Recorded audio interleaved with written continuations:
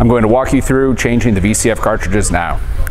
First, we open the door, release the pin, and re-secure the door handle. Then we pull to the rear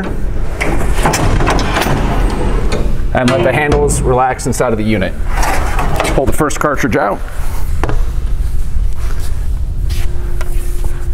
And we use the hook to extract the second cartridge.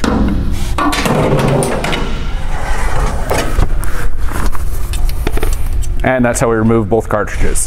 To reinstall, we reinsert the first cartridge,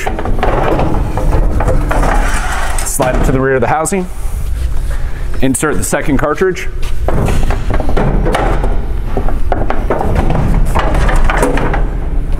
and we put the handle pins inside of the clamp rail and push to the rear.